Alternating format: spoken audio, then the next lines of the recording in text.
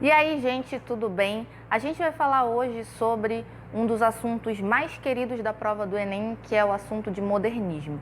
É claro que quando a gente fala de modernismo, a gente está falando já de uma etapa mais recente da literatura brasileira e das artes como um todo. A gente vai falar hoje sobre a primeira geração do modernismo, que também é chamada de fase heróica ou fase combativa, justamente pelos preceitos de derrocada da antiguidade clássica, de reconstrução do mundo, da literatura, principalmente voltado ao primeiro pós-guerra, né?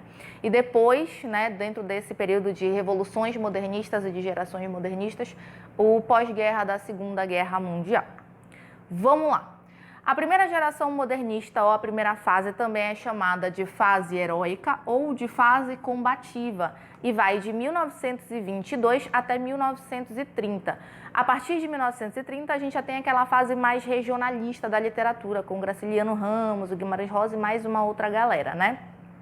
Aqui a gente visa um movimento artístico, cultural, político e social muito amplo, que se estende para todas as esferas da sociedade, para todos os campos e principalmente para todas as esferas de arte, desde a literatura escrita até a fotografia, a pintura, a escultura, a música e um monte de outros aspectos interessantes que serão, né, importantes para a consolidação da cultura nacional.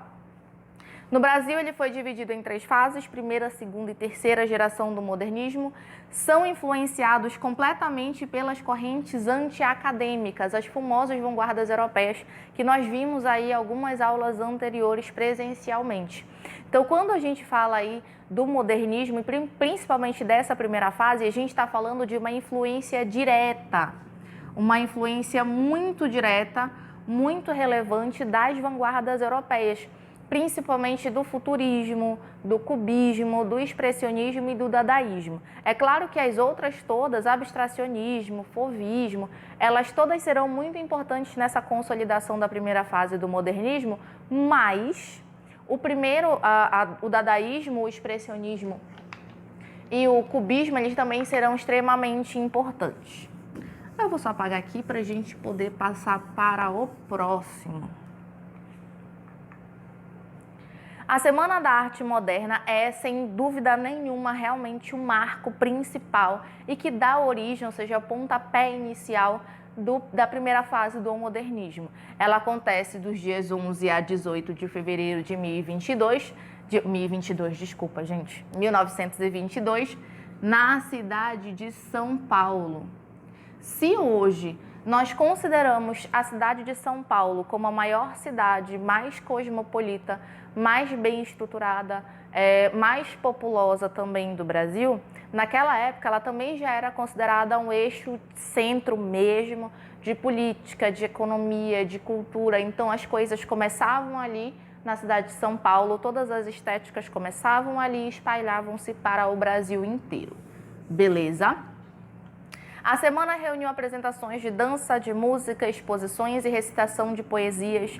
Uma das mais importantes e talvez a mais icônica, a recitação de poesias, seja dos Os Sapos de Manuel Bandeira, em que ele é atomatado, vaiado e as pessoas acabam rechaçando por conta do tipo de poesia que ainda era muito anti-acadêmica, era muito revolucionária, mas a população ainda não estava acostumada a esse tipo de poesia, de poema e de literatura, né? Os artistas envolvidos tinham como intuito principal uma estética completamente inovadora, pautada muito nas vanguardas artísticas europeias, iniciadas no final do século XX, que a gente já viu que elas começam a partir de 1904. Os artistas modernistas que merecem destaque chamam-se de Grupo dos Cinco, que são essa galera aqui. Mário de Andrade, o Oswald de Andrade, e não, eles não são irmãos.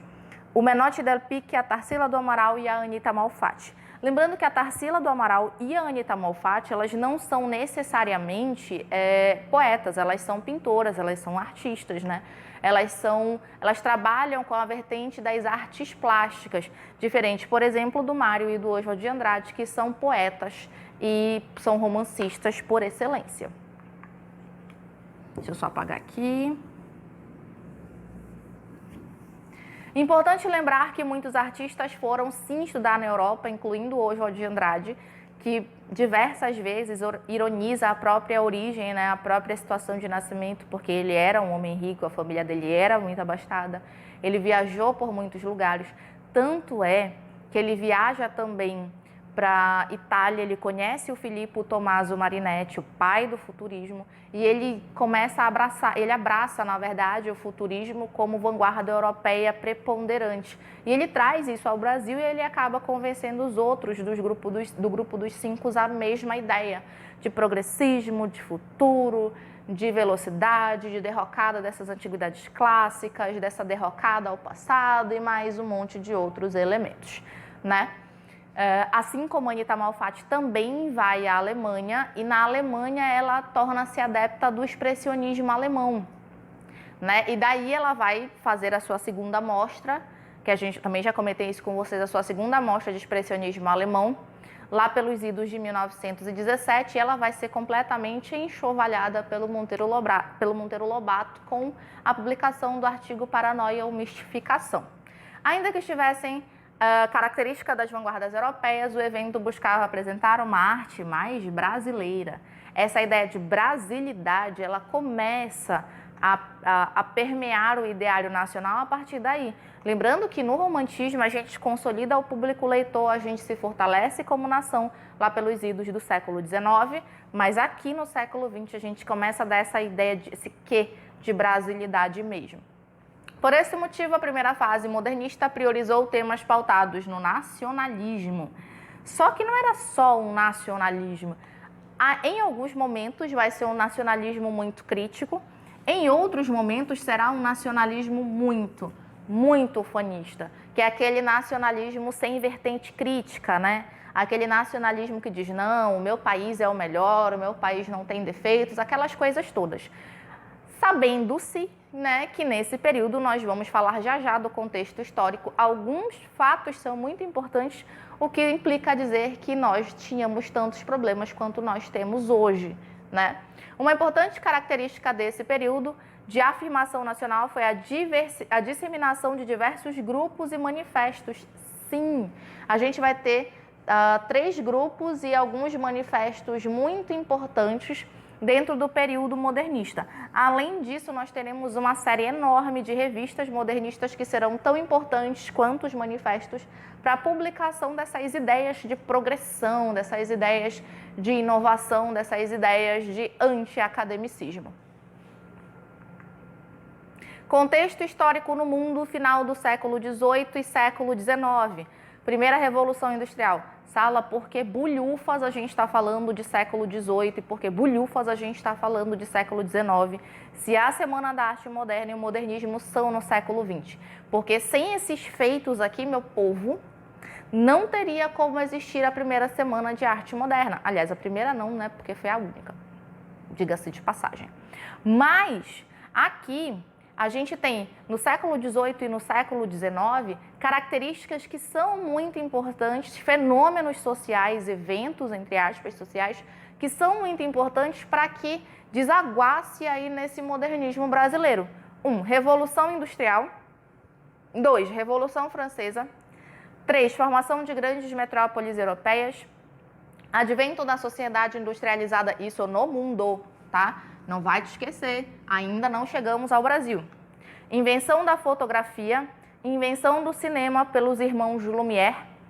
Século XX, início do século XX, surgimento da teoria da relatividade do Einstein, publicação de teorias psicanalistas do Freud e a invenção propriamente dita do cinema, tá? Esses são os contextos históricos e sociais, políticos, econômicos, culturais que nos influenciarão diretamente na construção do pensamento modernista, na construção dessa estética modernista que nos vai ser muito importante, beleza? Vamos lá para o contexto histórico do Brasil. Nasce no período denominado de período entre guerras, posto que a primeira acontece em 1914 e vai até 1918 e a segunda começa em 39 e vai até 45. Períodos esses que configuram todas as gerações do modernismo, tá, meu povo? Lembrando que a primeira geração começa em 22, ou seja, logo depois da Primeira Guerra Mundial, e a gente tem a segunda geração do modernismo que acontece alguns anos antes da Segunda Guerra, que acontece em 1930, mas vai até 1945, então a gente ainda pega aí esse período de Segunda Guerra Mundial, que é extremamente importante não só para a gente no Brasil, mas para todas as nações do mundo. No Brasil, o período vigente é a República Velha, a primeira fase da República, que vai de 1889, dito ano da proclamação, até 1930, e esse contexto esteve marcado pelas oligarquias cafeeiras e leiteiras, né? Aquela divisão entre regime do café com leite, né?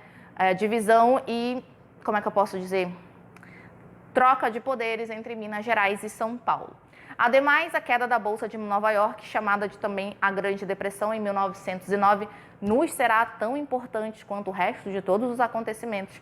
Lembrando que ela vai, desculpa a expressão, lascar não só conosco, mas também com o mundo inteiro.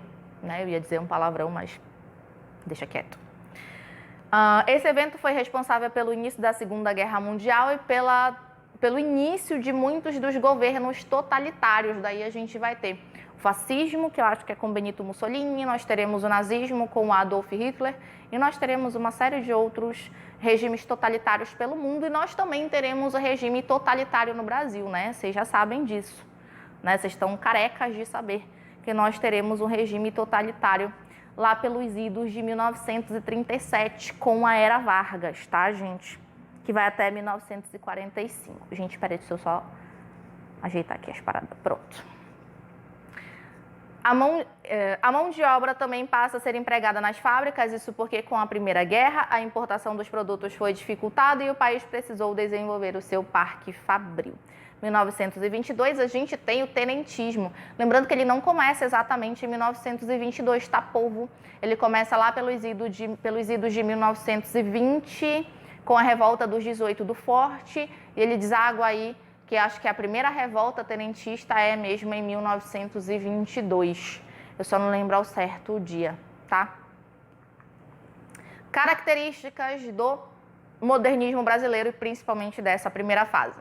Nacionalismo crítico, muito importante, nacionalismo ufanista. E sim, os dois tipos de nacionalismo coexistem no mesmo período, porque nós vamos ter o Manifesto Antropofágico em 28 e nós teremos o Manifesto o movimento, na verdade, verde-amarelista em 1924 e 26 e 27, tá? Então aí a gente vai ter os dois tipos de nacionalismo sendo postos à prova a todos os momentos. Valorização máxima do cotidiano, resgate de raízes culturais brasileiras. Nós teremos o grande ícone da literatura desse período, que é Macunaíma, escrito pelo Mário de Andrade, que faz esse resgate muito, muito forte da cultura brasileira, né? Ele que compila todas as prerrogativas culturais e sociais do Brasil, que vai ser muito importante não só para a construção social, mas também para a construção literária. Renovação da linguagem, uma linguagem muito mais fluida, muito mais coloquial, muito mais popular, para tentar fazer a literatura chegar literalmente ao povão. Experimentações estéticas, renovações artísticas, ironia, sarcasmo e irreverência era a característica própria do Oswald de Andrade.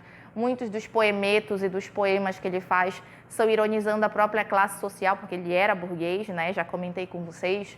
Além disso, ele ironiza também a questão da política no Brasil, ele ironiza a questão do sistema vigente, do sistema econômico. Então, ele vai ser muito irônico, muito sarcástico. Mário de Andrade também tem esse quê bastante irônico, bastante sarcástico, porém, né, ele é um pouquinho mais sutil, tá? Caráter anárquico e destruidor, principalmente dos academicismos, aquele negócio de fazer soneto, que nem existia no parnasianismo, deixa de existir. E uso de versos livres e versos brancos, que são aqueles que não têm rimas próprias, ou seja, eles não têm rimas mesmo, de fato, de jeito, beleza? Linguagem modernista, despretensiosa, despreocupada dos padrões formais, muito coloquial, muito fluida, muito fácil de ler. Porém, nunca se esqueçam que quando a gente fala desse negócio de linguagem muito fluida e muito fácil, a gente está falando que era muito fluido e muito fácil para a galera daquela época, tá? Hoje, a língua já mudou bastante, já passou por diversas modificações. Ela tem as suas características originárias, a gente consegue entender, mas talvez para a gente hoje, no século XXI, nesse segundo quarto de século XXI, a gente de fato, aliás, nesse primeiro quarto de século XXI, a gente talvez ainda tenha um pouco de dificuldade.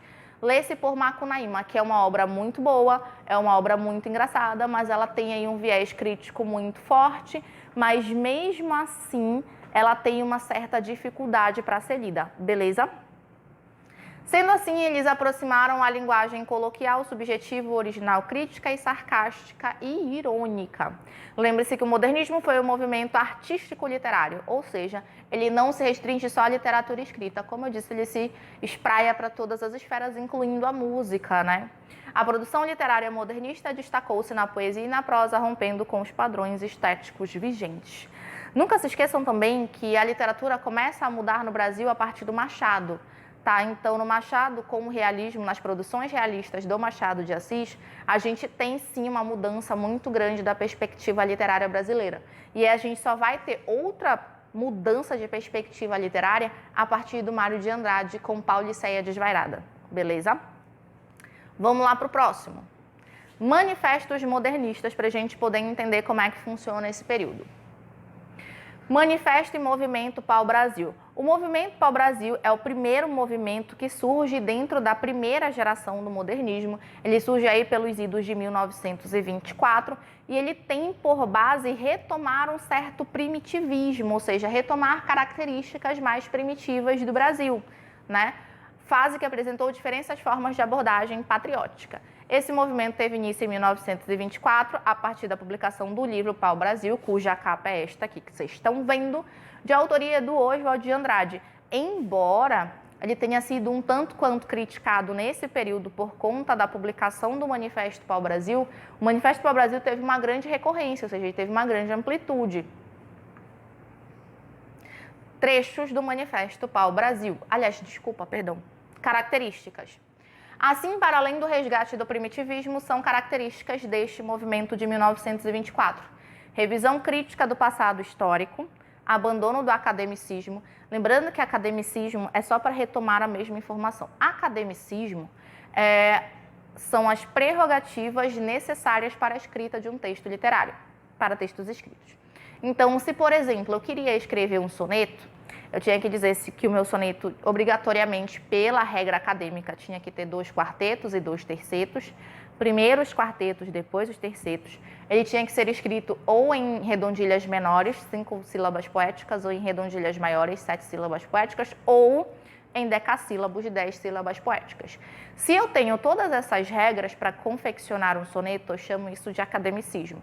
Quando a gente diz abandono do academicismo, é botar essas regras tudo numa bolinha e tacar na lixeira. Tranquilo? Valorização da identidade nacional, com caráter bastante primitivo. Originalidade e linguagem coloquial e bem-humorada, que era uma característica própria não só do Oswald de Andrade, como também do Mário, mas de todo esse espectro dessa primeira geração. Trechos do Manifesto Pau-Brasil. A poesia existe nos fatos, os casebres de açafrão e de ocre nos verdes da favela, sob o azul cabralino, são fatos estéticos. Ou seja, o pau-brasil, na verdade, por ser um símbolo, né, aliás, por dar nome à nação e de fato ser um símbolo da cultura brasileira e da nação brasileira, ele também acabou sendo um símbolo literário. Quando ele diz que todos nós somos pau-brasil, daí a gente tem a marcação desse trechinho aqui no fim, bárbaros, crédulos, pitorescos e meigos, leitores dos jornais, pau-brasil. A floresta e a escola, o Museu Nacional, a cozinha, o minério e a dança, a vegetação, pau-brasil. Ou seja, tudo é pau-brasil, tudo é brasileiro, tudo é Brasil, tudo pertence à brasilidade, tudo tem brasilidade. Então, era esse resgate dessa cultura mais primitiva, era a tentativa de união mesmo de todas as nações, entre aspas, né? De todos os residentes nesse território geográfico. A tentativa do Manifesto Pau-Brasil e do Movimento Pau-Brasil era unir a sociedade em prol do seu próprio primitivismo, resgatar as características mais primitivas, né? Fazer com que isso fosse repassado de geração em geração para que todo mundo sentisse-se brasileiro de fato e de direito. Movimento Verde Amarelo e a Escola da ANTA. O movimento verde amarelista, o movimento verde amarelo, é o movimento mais, mais rígido que aparece não somente na literatura, mas também nas artes plásticas e na política daquele período. Por quê? Esse aqui é o cartaz que vocês vão encontrar do movimento integralista brasileiro, ou ação integralista brasileira, tá? Anauê, em Tupi-Guarani, significa você é meu irmão. Esse aqui é a integral, acho que é a somatória, né, da matemática, corrija-me se eu estiver errada. E se vocês olharem, isto daqui é uma farda, é uma camisa baseada, o desenho está baseado nas fardas nos trajes do movimento fascista, tá? Do Benito Mussolini. E quando a gente fala aí do movimento e da ação integralista brasileira, a gente tem como alvo principal Plínio Salgado, que é um dos grandes e importantes do movimento verde amarelista.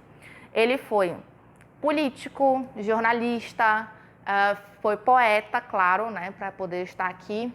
E ele tenta promover, junto com o Menotti del Pica e o Guilherme de Almeida, um movimento mais radical desse primitivismo. É como se eles tivessem pego o movimento para o Brasil, tivessem literalmente radicalizado completamente. Eles tinham uma bandeira ideológica muito forte, né? Uma bandeira ideológica semelhante à do fascismo. Então, por esse fim, eles acabaram não durando tanto tempo, né? Eles duraram até 1926, 1927 nasce a Escola da ANTA. Característica. O fanismo é a característica que melhor define o movimento da Escola da ANTA. Trata-se da exaltação do Brasil e, ao mesmo tempo, de hostilidade às proveniências estrangeiras.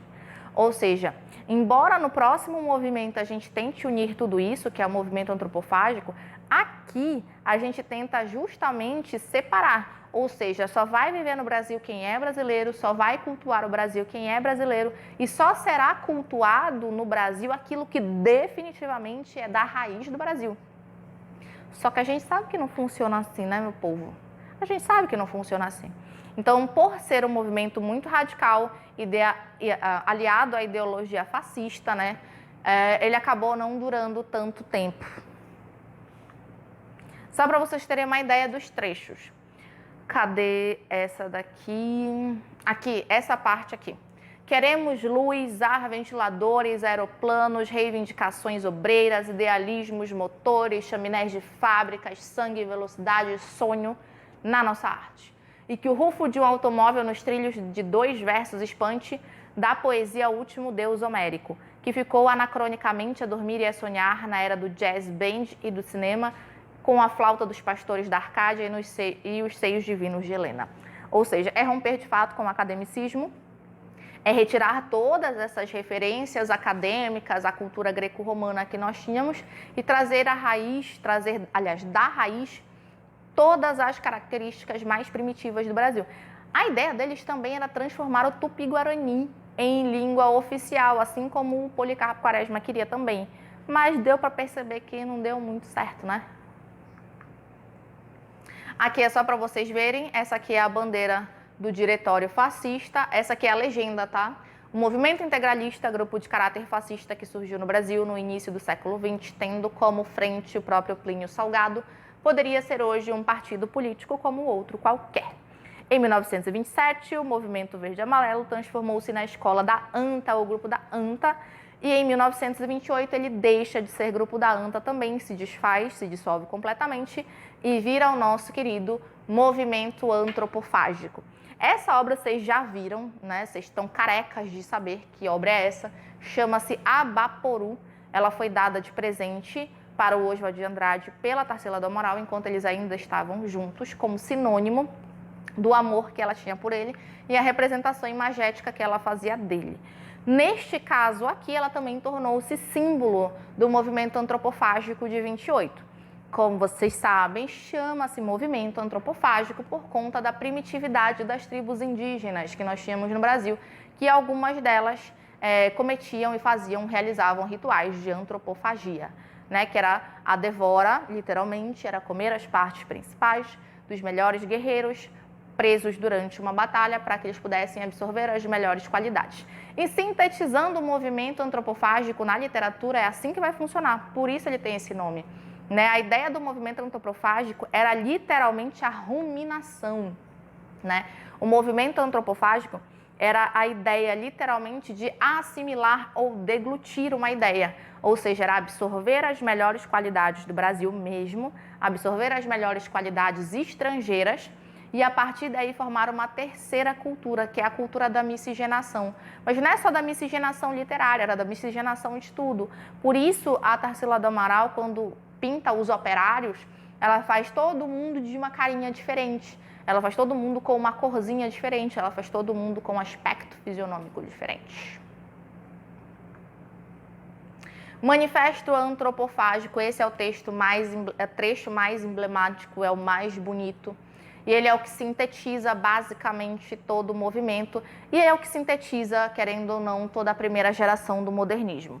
Só a antropofagia nos une, socialmente, economicamente e filosoficamente. A antropofagia é a única lei do mundo. Expressão mascarada de todos os individualismos, de todos os coletivismos, de todas as religiões, de todos os tratados de paz. To be or not to be, that's the question.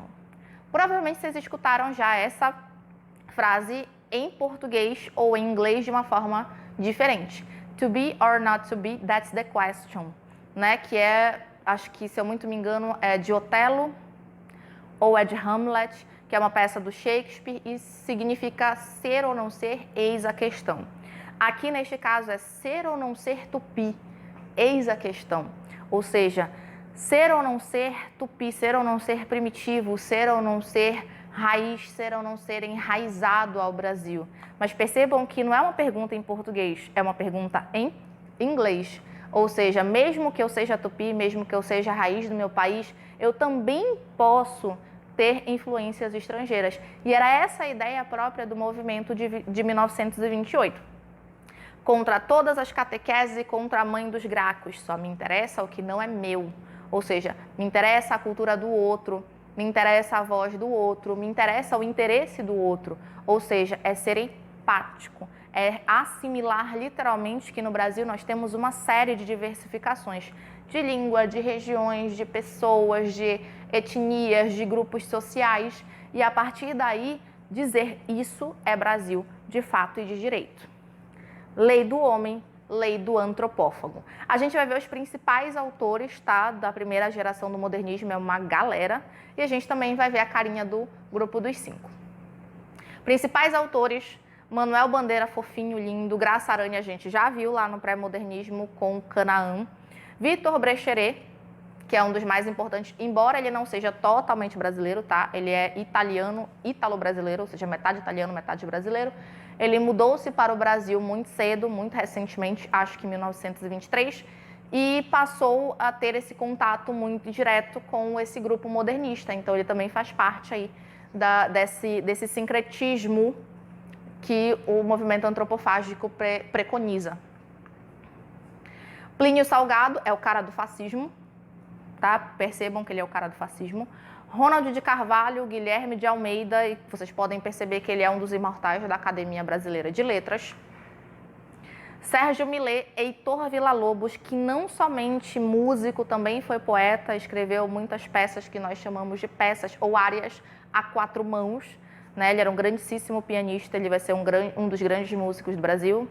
Eu não sei se vocês lembram da musiquinha da Voz do Brasil. Se não, dê uma procurada rapidão aí no YouTube, procurem. Musiquinha da Voz do Brasil, chama-se O Guarani e é uma peça, uma área de ópera escrita para 4 mãos, ou seja, para 2 mãos tocarem no mesmo piano por Heitor Villa-Lobos. Cassiano Ricardo, que é um dos caras lá do movimento fascista também, percebam que ele também foi um dos imortais da Academia Brasileira de Letras. De Cavalcante, que não é poeta, ele vai ser pintor junto da Anita Malfatti e da Tarsila do Amaral. Lazar Segal. Lazar Segal também não é exatamente brasileiro, ele é lituano e depois ele muda para o Brasil, acho também em 1924, 1923, por aí assim. Alcântara Machado. Vicente do Rego Monteiro, que vai ser escultor, ele também não é poeta, ele é escultor. E a partir daqui o grupo dos 5.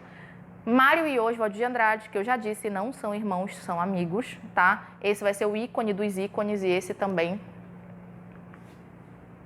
Menotti Del Picchia, Tarsila do Amaral e Anita Malfatti. Lembrando que do grupo dos 5, 3 são os escritores, que são os homens, que é o Mário, o Oswald e o Menotti, e as 2 são artistas plásticas.